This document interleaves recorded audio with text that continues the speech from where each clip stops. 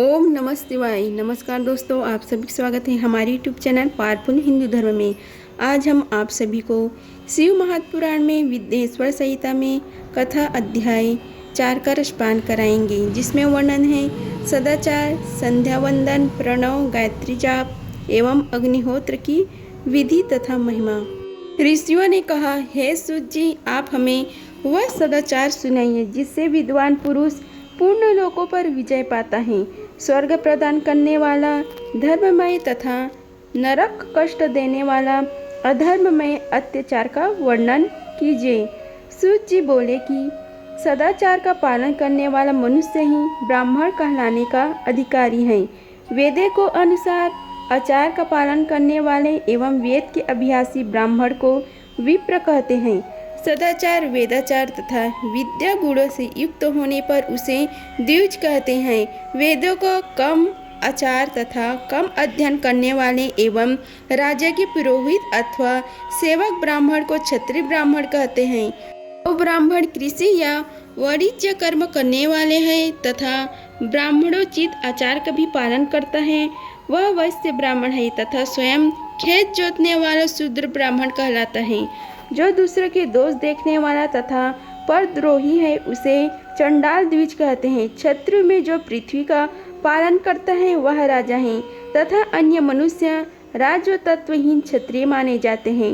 जो धन्य आदि वस्तुओं का क्रय विक्रय करता है वह वैश्य कहलाता है। दूसरों को वड़ी कहते हैं। जो ब्राह्मणों, क्षत्रियों और वैश्यों की सेवा में लगा रहता है शूद्र कहलाता है।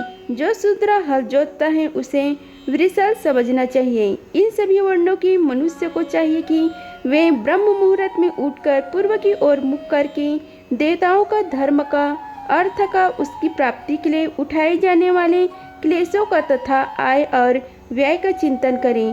रात के अंतिम पहर के समय मध्य भाग में मनुष्य को उठकर मलमूत्र त्याग करने चाहिए। घर से बाहर शरीर को ढककर जाकर उत्तराभिमुख होकर मलमूत्र त्याग करें। जल, अग्नि, ब्राह्मण तथा देवताओं के स्थान बचाकर बैठे। उठने पर उस ओर न देखें। हाथ पैरों की शुद्धि करके 8 बार कुल्ला करें।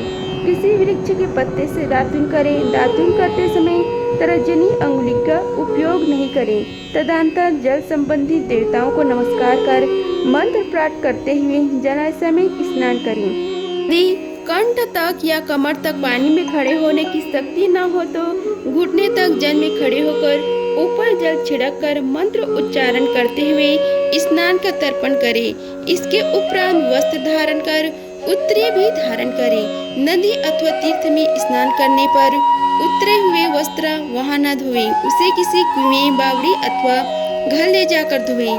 कपड़ों को निचोड़ने से जो जल गिरता है वह एक छेड़ी से पितरों की तृप्ति के लिए होता है। इसके बाद जलबाली उपनिषद में बताया गया है कि मंत्र से भस्म लेकर लगाएं। इस विधि का पालन करने से पूर्व यदि भस्म गिर जाए तो गिरने वाला मनुष्य नरक में जाता है। अपोहिष्टा मंत्र से पाप शांति के लिए सिर पर जल छिड़ककर यस्य छायाए मंत्र पढ़कर पैर पर जल छिड़के। अपोहिष्टा में 3 ऋचाएं हैं। पहली ऋचा का पाठ कर पैर, मस्तक और हृदय में जल छिड़के। दूसरी ऋचा का पाठ कर मस्तक, हृदय और पैर पर जल छिड़के तथा तीसरी ऋचा का पाठ करके हृदय, मस्तक और पैर पर जल छिड़के। इस प्रकार के स्नान को मंत्र स्नान कहते हैं। किसी अपवित्र वस्तु से स्पर्श हो जाने पर, स्वास्थ्य ठीक न रहने पर, यात्रा में यह जल उपलब्ध न होने की दिशा में मंत्र स्नान करना चाहिए। प्रातः काल की संध्या उपासना में गायत्री मंत्र का जाप करके 3 बार सूर्य को अर्घ्य दें। मध्य में गायत्री मंत्र का उच्चारण कर सूर्य को एक अर्घ्य देना चाहिए। संयम काल में पश्चिम की ओर मुख करके पृथ्वी पर ही सूर्य को अर्घ्य दें। संध्या काल में सूर्यास्त से 2 घड़ी पहले की गई संध्या का कोई महत्व नहीं होता। ठीक उस समय पर ही संध्या करनी चाहिए। यदि संध्या उपासना किए बिना एक दिन बीत जाए तो उसके प्रायश्चित हेतु अगली संध्या के समय 100 गायत्री मंत्र का जाप करें। इस दिन छूटने पर 1 लाख तथा 1 माह छूटने पर अपना उपनयन संस्कार कराएं। अर्ध सिद्धि के लिए ईसा, गौरी, कार्तिकेय, विष्णु, ब्रह्मा, चंद्रमा और यम वह अन्य देवताओं का शुद्ध जल से तर्पण करे। तीर्थ के दक्षिण में, मंत्रालय में, देवालय में अथवा घर में आसन पर बैठकर अपनी बुद्धि को स्थित कर देवताओं को नमस्कार कर प्रणव मंत्र का जाप करने के पश्चात गायत्री मंत्र का जाप करें। प्रणव के आ, उ और मा तीनों अक्षरों में जीव और ब्रह्म की एकता का प्रतिपादन होता है। अतः प्रणव मंत्र का जाप करते समय मन में यह भावना होना चाहिए कि हम तीनों लोकों की सृष्टि करने वाले ब्रह्म, पालन करने वाले विष्णु तथा संहार करने वाले रुद्र की उपासना कर रहे हैं। यह ब्रह्म स्वरूप ओमकार हमारी काम इंद्रियों को, ज्ञान इंद्रियों को, मन की वृत्तियों को तथा बुद्धियों को सदा भोग और मोक्ष प्रदान करने वाले धर्म एवं ज्ञान की ओर प्रेरित करें। जो मनुष्य प्रणव मंत्र के अर्थ का चिंतन करते हुए इसका जाप करते हैं वे निश्चय है ब्रह्म को प्राप्त करते हैं, तथा जो मनुष्य बिना अर्थ जाने प्रणव मंत्र का जाप करते हैं उनका ब्रह्म तत्व की प्राप्ति होती है। इस हेतु श्रेष्ठ ब्राह्मण को प्रतिदिन प्रातः काल 1000 गायत्री मंत्र का जाप करनी चाहिए। मध्याह्न में 100 बार तथा संध्या में 28 बार जाप करें। अन्य वर्णों के मनुष्यों को सामर्थ्य के अनुसार जाप करना चाहिए। हमारे शरीर के भीतर मूलाधार, स्वाधिष्ठान, मणिपुर, अनाहत, आज्ञा और सहस्त्रधार नामक 6 चक्र हैं। इन चक्रों में क्रमशः विद्येश्वर, ब्रह्म, विष्णु और ईश, जीवात्मा और परमेश्वर स्थित है। सद्भावना पूर्वक श्वास के साथ सोहम का जाप करें। 1000 बार किया गया जाप ब्रह्मलोक प्रदान करने वाला है। 100 बार किया गया जाप से इंद्र पद की प्राप्ति होती है। आत्मरक्षा के लिए जो मनुष्य अल्प मात्रा में इसका जाप करता है वह ब्राह्मण कुल में जन्म लेता है। 12 लाख गायत्री मंत्र का जाप करने वाला मनुष्य ब्राह्मण कहा जाता है। जिस ब्राह्मण ने 1 लाख गायत्री मंत्र का जाप न किया हो उसे वैदिक कार्यों में न लगाए। यदि एक दिन उल्लंघन हो जाए तो अगले दिन उसके बदले में उतने अधिक मंत्रों को जाप करने चाहिए।